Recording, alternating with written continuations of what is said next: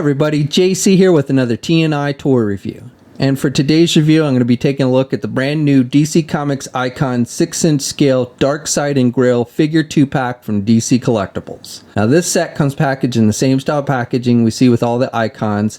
You've got the window box, the figures are clearly displayed. With this one, the box has white and blue highlights. Down below you have the Icons logo. Off to the side you have the names of the characters, and it says this set is number 22 in the series. Now the box is much bigger than a normal figure since the Darkseid figure is an oversized figure. So this thing measures about 13 inches across and about 14 inches in height. Off to the side, it tells us that the figures are based on the Darkseid War storyline.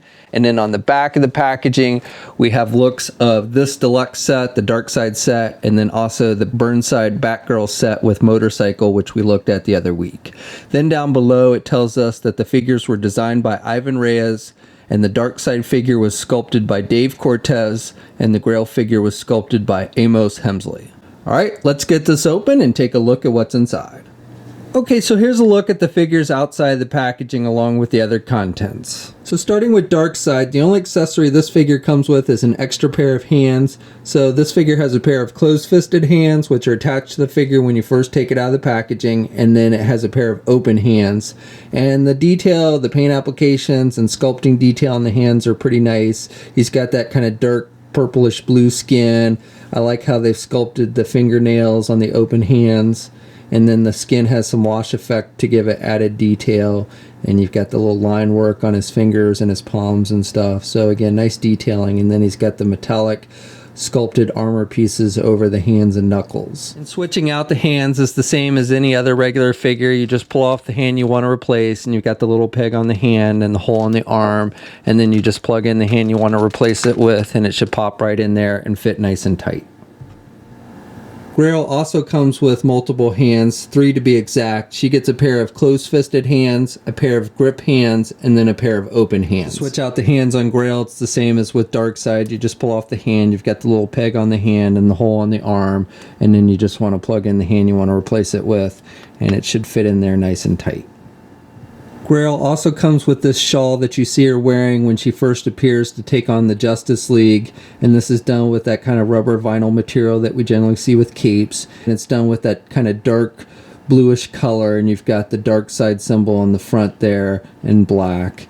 And to put this on, what you want to do is you just got to pop the head off, and then you just slide it over the neck and down kind of over her arms, and then you just put the head back on. And it just pops right back on.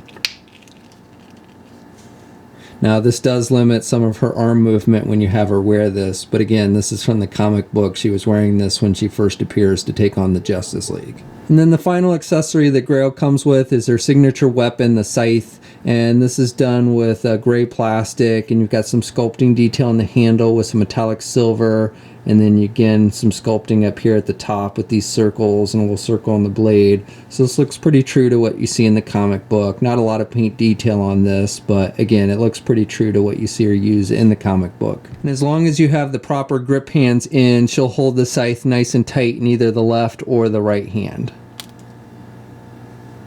Okay, so for the figures themselves, starting with Darkseid, I think DC Collectibles has done a pretty good job with this one as far as the sculpting and the paint applications and everything go.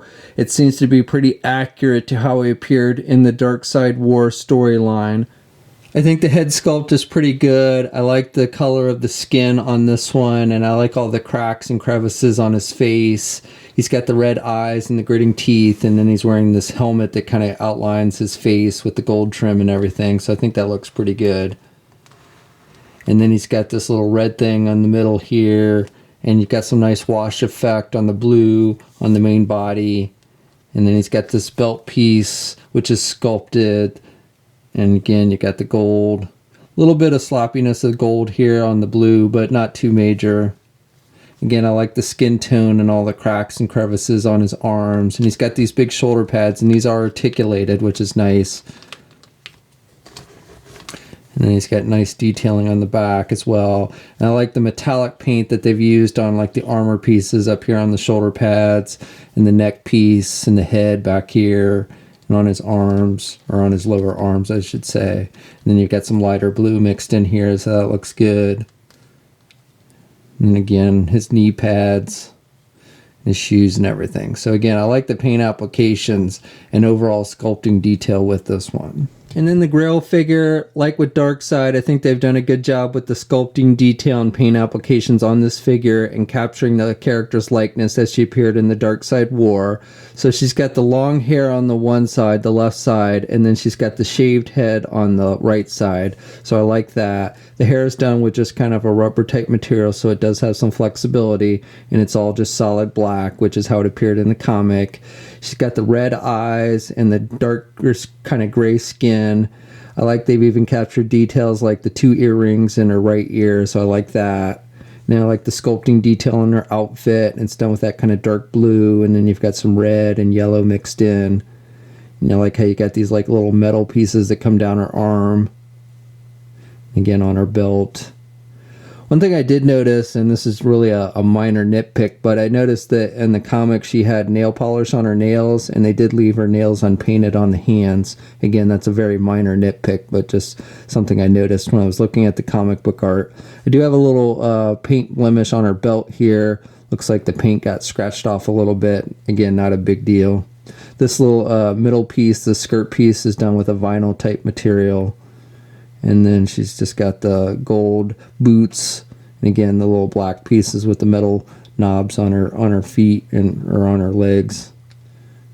And then she's got the black on her boots, which I think stands out nicely on the yellow. So this figure stands about 12.5 inches, and that seems to be pretty accurate to what we saw in the comic book story of the Darkseid War. He was definitely always bigger than everybody else. Pretty much everybody from Apocalypse seems to be on the big side.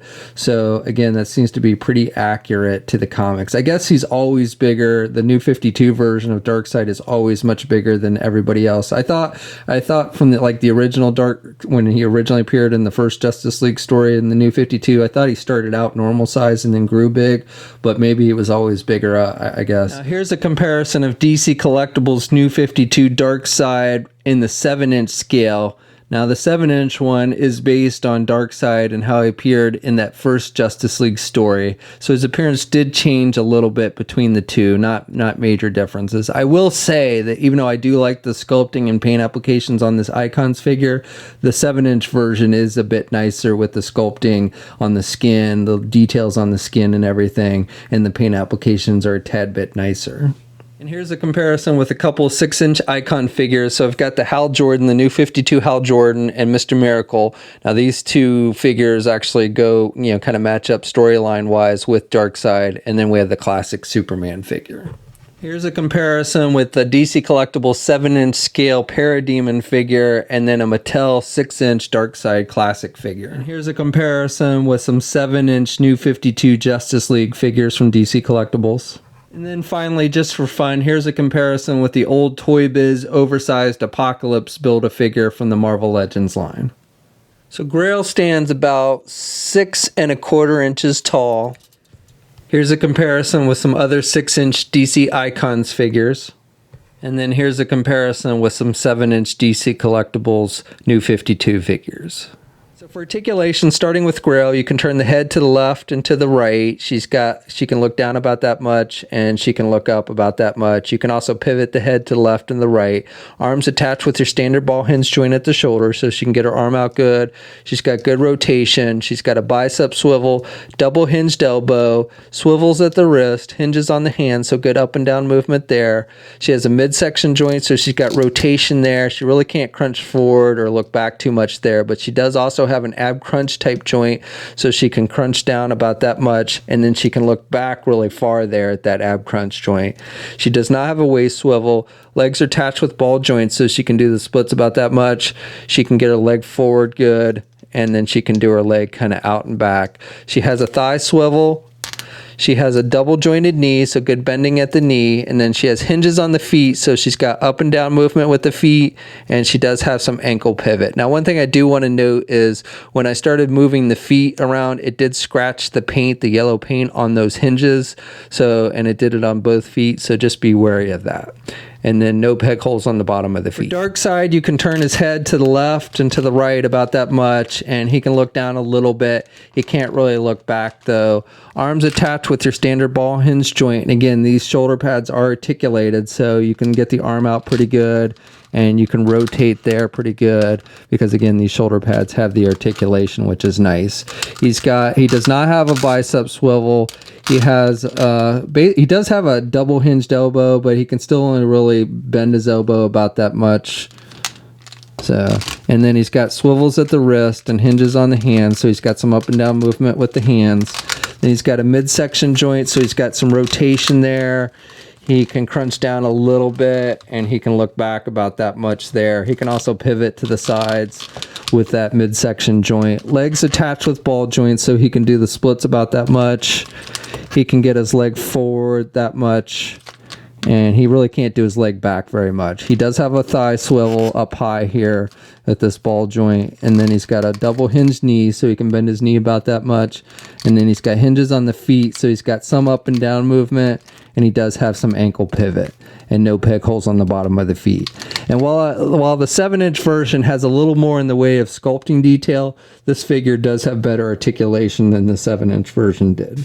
Okay, so that's my review. So overall, I think both of these figures are pretty nice. I like the sculpting detail on both of them. They both have pretty good paint applications and decent articulation. The Grail figure has some nice comic book accurate accessories, I think. So it's definitely a nice set. The only real downside to it is a little bit on the pricey side. It's going to cost in the neighborhood of around $100. It is available now. You can get it at comic and specialty shops. We'll have a full image gallery up at toynewseye.com. There'll be a link in the video description below. As always, leave a comment. Let us know what you think. If you're so inclined, please like the video. Also, if you haven't already, please follow me on my Facebook, Twitter, and Instagram accounts. I'll have links to those in the video description as well. And until next time, I'll catch you later.